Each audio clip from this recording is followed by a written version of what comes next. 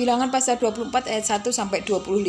Bilangan pasal 24 ayat 1 sampai dengan 9. Ketika dilihat Bileam bahwa baik di mata Tuhan untuk memberkati Israel, ia tidak mencarikan pertanda lagi seperti yang sudah-sudah, tetapi ia menghadapkan mukanya ke arah padang gurun.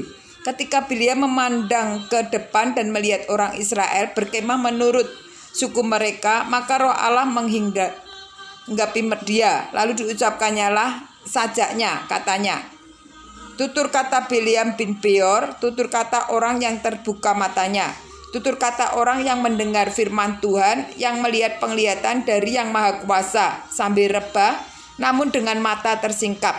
Alangkah indahnya kemah-kemahmu, hai Yakub, dan tempat-tempat kediamanmu, hai Israel, sebagai lembah yang membentang semuanya, sebagai teman di tepi sungai, sebagai pohon garu yang ditanam Tuhan, sebagai pohon aras di tepi air. Air mengalir dari timbanya dan benihnya mendapat air banyak-banyak. Rajanya akan naik tinggi melebihi Agag dan kerajaannya akan dimuliakan. Allah yang membawa mereka keluar dari Mesir adalah bagi mereka seperti tanduk kekuatan lembu hutan.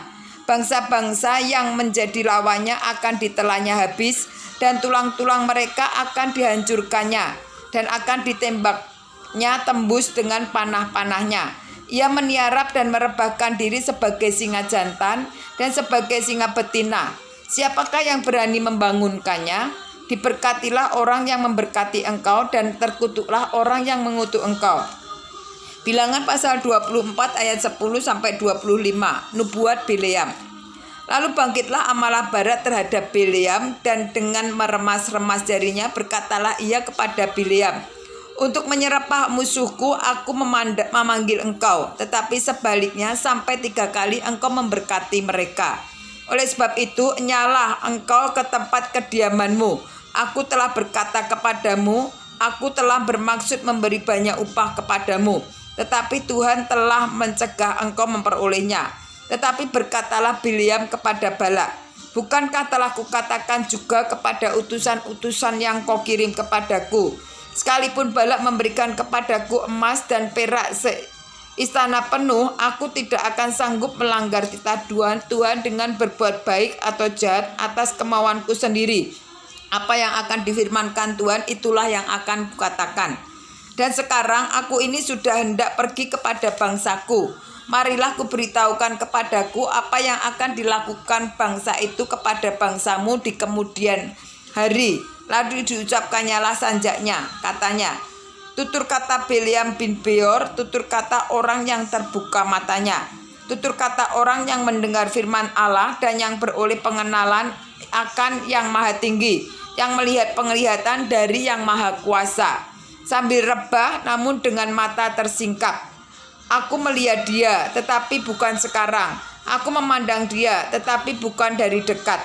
Bintang terbit dari Yakub, tongkat kerajaan timbul dari istana, dan meremukkan pelipis-pelipis Moab, dan menghancurkan semua anak Set.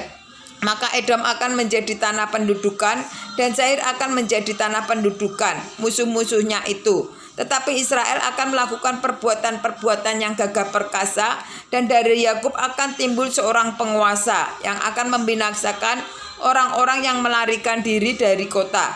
Ketika ia melihat orang Amalek, diucapkannya lah sajaknya, katanya, yang pertama di antara bangsa-bangsa ialah Amalek, tetapi akhirnya ia akan sampai kepada kebinasaan. Ketika ia melihat orang Keni, diucapkannya lah sajaknya, katanya, kokoh tempat kediamanmu, tertaruh di atas bukit batu sarangmu. Namun orang Keni akan hapus. Berapa lama lagi maka Asyur akan menawan engkau?